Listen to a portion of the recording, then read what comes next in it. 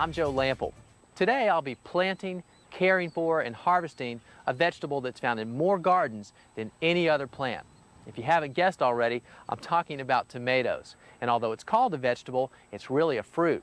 And there are thousands of varieties to pick from, so it's easy to get lost in all the choices. But today, I'll help you pick the type that's right for you, and I'll also share my recipe for getting the most tomatoes per plant. Your local market is a great place to find the types of tomatoes that you like. There you'll find tomatoes for sauces like these Roma tomatoes, cherry tomatoes for salads, and slicing tomatoes for burgers and sandwiches. All you have to do is pick a type of tomato that you like and then find a variety that grows in your area. And your local garden center will have seedlings that are available in the spring, or seeds are available year-round if you'd like to start your own. When Spanish explorers first discovered tomatoes, they thought they were poisonous. They looked similar to another plant that was known to be toxic, so many people were afraid to eat them.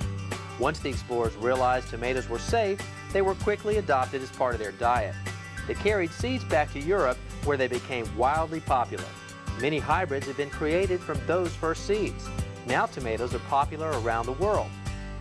One of the first choices you need to make in picking the type of tomato that you want to grow is how much room do you have to work with. And there are two types of tomatoes basically. There's a determinate type, which is smaller and bushier, and all the fruit ripens at about the same time. And then there's indeterminate tomatoes, which are taller and more vine-like, and they need to be staked and pruned, but they'll ripen fruit through the entire growing season. But if you have a small space garden, you're probably better off growing a determinate type of tomato. If you have lots of room like I do, you could plant a combination of both. But let me take you back and show you how I got these plants started. Tomatoes need lots of fertilizer and nutrients to flourish. In this 12-foot by 3-foot garden bed, I added a ½ cup of all-purpose 10-10-10 fertilizer. I sprinkled it evenly across the top of the entire bed, and then I used a garden fork to turn it into the soil to a depth of 10 to 12 inches. It's critical for tomatoes to have deep, super-rich soil. If you have sandy soil, you'll need to add peat to make it hold more water. If you have very heavy clay, you might have to add sand to provide better drainage. Too much or too little moisture in the soil will slow down tomato production. Today I'm going to show you how to build a trellis to support vining or indeterminate types of tomatoes. You know, there are a lot of products on the market, from wire cages to fancy wooden towers. So no matter what style you choose, just make sure that it's strong enough to support a plant that's full of tomatoes and large enough for you to reach in to harvest the fruit. I'm going to show you a simple, inexpensive way to build a trellis to support your tomatoes. And it's a wooden frame and string. That's it. And it's the simplicity that makes it easy to build and easy to use. To build this trellis, you'll need 7 2x2 by 8-foot pieces of lumber, a circular saw, cordless drill, sledgehammer, tape measure, 3 and 1-inch galvanized screws, 4 cleats, twine, and safety gear. You'll find a list of all the materials needed for this project on our website, DIYnetwork.com. Using a circular saw, cut 2 of the pieces down to a 6-foot length. These will be the top rails of your trellis. Sharpen the remaining 5 pieces of lumber on one end by cutting off the square tip to form a point. These pieces will be the support stakes of your trellis. At the end of your bed, hammer in one of the pointed stakes to a depth of 2 feet and then tamp the soil around it to make it sturdy.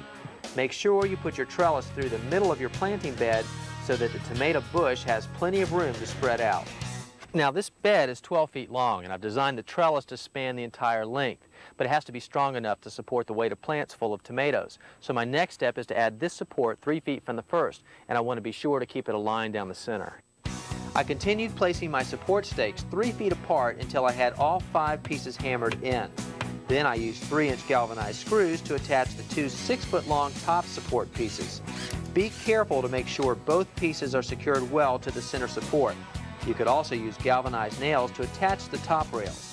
If your garden is laid out differently than this one, then you might want to try a different type of structure or trellis for your plants. But you can find plans for a variety of structures on the internet, and there you can download the drawings and you can even order tomato support structures. But if you want step-by-step instructions on this trellis, look us up on the internet at DIYnetwork.com, and there you'll find more information about this episode as well as instructions to other gardening projects. When we come back, we'll show you how to finish the trellis using materials found in the drapery section of your hardware store. We'll also give you tips on how to turn store-bought seedlings into monster tomato plants. And we'll show you how to install another type of tomato support in less than 5 minutes. Fresh from the garden. On today's show, I'm planting tomatoes. And as you might suspect, they're the most popular garden vegetable because with a little care, you can get great results. Now, so far I've talked about the two types of tomatoes, the bush type and the vining type, and I built the frame to this trellis. But I have some more work to do before I can put my tomatoes in the ground. I picked up these cord cleats at the hardware store along with this twine that will support the plants while they grow. And now I'll add the cleats to the trellis. So let's get back to work. To finish off the trellis, I installed the 4 cord cleats evenly spaced along the top support timber, 2 each on either side of the center support. They should be attached vertically, not horizontally, to make them more secure. I used galvanized 1-inch screws instead of the screws that came with the cleats. Galvanized screws won't rust like untreated metal. You can also coat the cleats with polyurethane spray to give them added protection from the elements if you like. Now that the trellis structure is in place, it's time to plant the tomatoes, and then I'll tie the support cords. And I'm planting indeterminate or vining types in this bed. And I've got 3 varieties, Better Boy, Early Girl, and Husky Cherry Red. And I'll plant them exactly the same way. To know how deep to make the hole, I'll measure the plant from top to bottom of the pot, and I'll subtract 4 inches, and that's how deep the hole will be. For example, this plant is 14 inches, so I'll subtract 4 inches. That means I'll make my hole 10 inches deep. I'm also going to remove any leaves or stems along the way. See, tomatoes have an unusual ability to grow roots from the stem, so by planting them deeply, it actually makes them sturdier. With the plants ready, I added a small handful of dolomitic limestone to each hole. The limestone is calcium that's easily absorbed by tomatoes. This will help protect the plants from blossom end rot, a common tomato problem. I mixed the dirt well and put the tomatoes in their holes. I gently tamp the dirt around each plant. Staking your tomato plants is really important for a couple reasons. 1, you'll get more production out of the plant, and 2, as the plant grows and bears the weight of the fruit, it'll pull the plant down, so you just need to support it. Now in this bed I'm using 2 methods, a hanging method and a stake method. So let me show you how to do both. To construct the hanging method, tie a very loose loop around the base of the plant and then knot it. Be sure you tie it loosely so the plant has room to grow. Carefully wind the twine up the stem of the plant so that it emerges straight out the top. Gently pull the twine up and wrap it around the cleat. Wrap it with several figure 8s to keep it securely in place. With a stake method, you want to place your stake first and then plant as close as you can to the stake to prevent root damage. Then thread the twine through the hole of the stake, tie a knot, and wrap the twine around the cleat. For bush or determinate types of tomatoes, you don't need a trellis, but staking them still helps with support and it makes it easier to harvest. Now I've got 3 varieties I'll plant in this bed, Bush Goliath, Heat Wave, and Patio. And they'll need some room to spread out, so I'll place them about 3 feet apart. And just as I did with the other tomatoes, I'll break off the stems and leaves 4 inches below the top of the plant. And I'll also add dolomitic limestone to the hole to ward off the blossom end rot. Along with the tomato plant, I added a long wooden stake at each hole. I pushed the stake at least a foot into the ground. Planting the stakes at the same time as the tomato is important for 2 reasons. First, if you add the stake later, you could damage the tomato roots. And second, because the early roots will wrap around the stake, making the stake and the tomato one sturdy unit. Tamp down the stakes and plant carefully. Staking is a must for growing tomatoes. They need to keep growing upright to keep the foliage off the ground. This cuts down on disease and pest problems and keeps the plants in healthy condition. As my tomato plants get taller, I'll begin supporting them to the stakes using this Velcro tape. Now I like this product because it's made for this purpose. You can cut it to the length that you need, it's easy to work with, and it stays where you put it. But a cheap alternative is just to use an old pair of ladies' hosiery. You can cut that into strips and tie it to the plant the same way. But no matter what option you choose, just be sure that you keep up with the plant as it grows. Mulching tomatoes is critical to their health. The mulch acts as a barrier between the plant and the soil-borne diseases such as Fusarium wilt. I started by putting 2 to 3 layers of newspapers around the plants, and then I top dressed them with 2 inches of pine straw mulch. Don't let the mulch or the newspaper butt directly up against the plant, or it could rot the tomato stem. To give these tomato plants a boost and to help them from getting stressed during transplant, I'm mixing in some liquid fertilizer mixed with the new plants. Now I'm going by the directions on the box, so I'm using a tablespoon of fertilizer for each gallon of water. Now this is a general all-purpose mix, so it's great for transplants. I'll give a gallon of this solution to each of these plants, and each day for the first week I'll water it in with some more plain water. But every 2 weeks I'll come back with some more of this liquid fertilizer and water it in just like I'm doing today. When we come back, these green horned creatures can wipe out your tomato plants in 48 hours. We'll reveal your best defense and show you how a few snaps and snips can make your tomatoes stronger when we return. Stay with us. Got a mystery in your Fresh from the garden. I'm Joe Lample. Today I'm talking tomatoes, and I've got two beds full of them. I've got a bed for my determinate or bush type tomatoes and one for my vining or indeterminate tomatoes. I've also built this trellis. This makes it much easier to see the fruit and to care for the plants. But it's been a few weeks since I put these in the ground, so let's check on their progress. These new plants have grown rapidly and small tomatoes have already formed. But as tomato plants grow, especially with the vining types, they form suckers. And suckers are shoots that grow between the V of two older branches. But they can take energy away from the plant, so you want to prune them off with your fingers. Now they'll snap off if you pull down and away from the base. But with larger shoots or suckers, you want to use a clean knife or scissors so that you don't tear the plant as you prune it. Because tomato vines grow so quickly, you have to continue to support them as they move upward. With this system, you wrap the string around the main stem. I loosen the twine that's around the drapery cleat to create plenty of slack. I carefully worked my way up the stem. I didn't have to wrap it tightly because the weight of the vine against the string provides plenty of support. Finally, I retied the twine around the cleat. Liquid fertilizers are a great invention, and I've been using them every other week on my tomatoes since I planted them. This fertilizer is mixed with water, and then you can pour it right on the roots and the foliage. Because it's water soluble, the foliage can absorb the nutrients right away. This fertilizer is made for tomatoes. It's an 18-18-21 ratio. Now I'll explain later on the show what those numbers actually mean. But what's important is that these plants can absorb these nutrients right away to make better quality fruit. A smart pest control plan is a good idea to get great tomatoes. There's one pest that anyone who grows tomatoes has seen before, and that's the tomato hornworm. It's green and has a rhinoceros-like horn on one end. One hornworm can strip a tomato plant of all of its leaves in about 48 hours. As you see hornworms, pick them off the plant immediately and dispose of them. Another garden pest of tomato plants is the stink bug. Now they attack all types of garden plants, and I've just found quite a few on these plants, so I'll make sure to control them here before they make it over to the tomatoes. Now they look like tiny dinosaurs because they have scaly shells, but they do their damage by sucking the juices from the blossoms and fruit, and symptoms on tomato plants include spotted leaves and fruits. But you can keep stink bugs in control by making sure you eliminate the weeds, and you can spray insecticidal soaps or insecticides for effective control. Another insect that can damage tomato plants is the cutworm. In fact, they can put a stop to your garden before you even get started. They sever the young plants at the base while the plant is still young and tender. So some gardeners wrap foil around the stem until the plant is large and thick enough to repel cutworms on their own.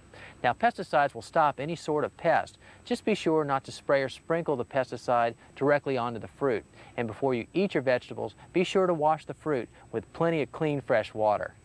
Insects aren't the only enemies to tomatoes. They're prone to a variety of diseases, including Fusarium wilt, Verticillium wilt, tobacco mosaic virus, and blossom end rot. Both of the wilts are from soil-borne fungus, so putting a barrier like mulch between the leaves and the ground will help prevent them. Tomato mosaic virus is transferred from plant to plant and causes tomatoes to be stunted and yellow. Blossom end rot is caused by poor nutrient levels and moisture fluctuations in the soil. Fertile beds and regular watering is the best prevention. Some of the tomatoes on my Southern Star variety are ready for harvest. With determinate varieties, many of the fruit are ready for picking around the same time. That's why people use varieties like Roma for sauces and stews. They're great for cooking, and you get a lot of tomatoes at one time. To harvest a tomato, you grab the fruit firmly and twist down and away from the stem. If it doesn't twist off easily, it may not be ready. And be careful not to break the main stem, because that could lead to disease, or you could even damage the other tomatoes. The vining type tomatoes are producing fruit constantly. I'm harvesting them in the same way as the bush tomatoes. Just twist and pull away from the vine. These tomatoes have to be harvested every day or two since they produce over and over until the plant dies. As you harvest, be sure to pull or pinch off any suckers so that the plant can put all of its energy into making more tomatoes. Overripe tomatoes attracts pests and insects, so it's always a good idea to pick overripe tomatoes even though they're not edible. This will also reduce the incidence of airborne diseases and molds. Since tomatoes produce all the way up to the first frost, chances are you'll still have tomatoes on the vine at the end of the season. But there's no need to let these go to waste. The first thing you need to do is pick all the green tomatoes and wash them to remove all the dirt. To dry tomatoes, place them in a sunny location for a day so they won't rot when they're stored. Wrap each tomato in a piece of newspaper and stack the tomatoes in a wicker basket. Put the ripest tomatoes on top and store the basket in a cool place. The tomatoes will ripen slowly, giving you tomatoes for weeks after the first frost. There are so many ways to use the tomatoes harvested from your garden. Today I've covered some of the more popular varieties, but there's a whole range of heirloom and fancy tomatoes out there just waiting to be planted in your garden. And don't be afraid to use the same techniques I've used to try new varieties. When we come back, fertilizers in their bags. Just what do all those numbers mean? Learn also how liquid fertilizers can crank up production in your vegetable garden and how to spot a plant that is lacking nutrients. Stay tuned.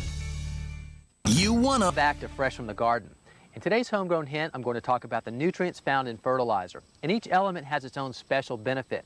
But on every fertilizer product, there are three main numbers listed. And in order, it's nitrogen, phosphorus, and potassium. If you have trouble remembering that, just know it's listed alphabetically. But every successful garden uses fertilizer at some level. So it's important to understand how they work and what they're made of. So let's take a look at each one separately. Nitrogen is the first number on the fertilizer bag, and it just may be the most important. Nitrogen is one of the most common elements, and it's critical to all forms of life, especially plants. Nitrogen is what makes plants have healthy green foliage. Too little nitrogen and plants look anemic and lack full leaves. Too much nitrogen in the garden and your plants will be all leaves and stems and no fruit. Phosphorus is the second number on a fertilizer product, and phosphorus is critical for blooms. Since each bloom results in a fruit or a vegetable, that's really important in the garden. And tomato plants need phosphorus in order to develop larger, more uniform tomatoes. And annual or bedding plants won't bloom without enough phosphorus in the soil. Some gardeners even add rock phosphate to their gardens because there's not enough phosphorus in the soil to begin with. The third number on the fertilizer package stands for potassium. Plants that are low in potassium may look weak or thin like these or have fruit that doesn't fill out. Potassium helps the main functions of the plant work together. It aids in photosynthesis and it controls the exchange of carbon dioxide. Wood ash and green sand are high in potassium and easily absorbed by the plant, but they can also burn the plant, so be sure not to add it too closely and follow the directions on the package for best results. Some fertilizers include micronutrients in the mix. The main five are magnesium, copper, iron, manganese, and zinc, and although they're important to a plant's development, they're needed in much smaller quantities in nitrogen, phosphorus, and potassium. You'll find them listed on the plant label in fractions of a percentage, and they help in overall plant fertility, fruit production, and help plants fight off pests and diseases. Slow-release fertilizers are a safe and easy way to feed your plants. The slow-release coating means the nutrients are broken down over time so the plant won't get burned. This type of fertilizer works because the granules only break down with water and heat.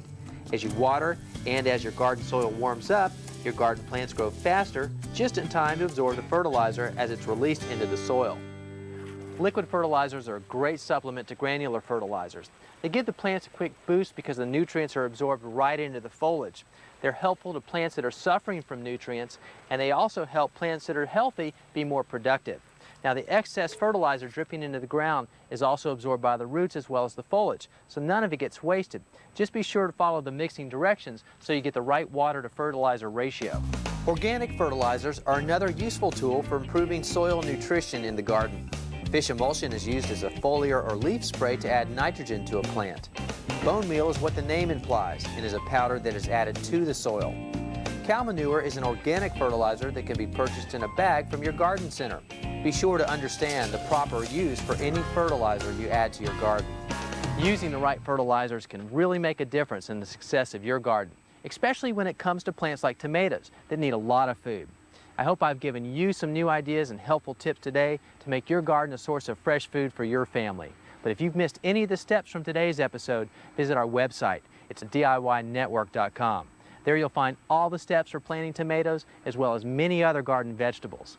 Thanks for watching, and I'll see you back here next time on Fresh from the Garden.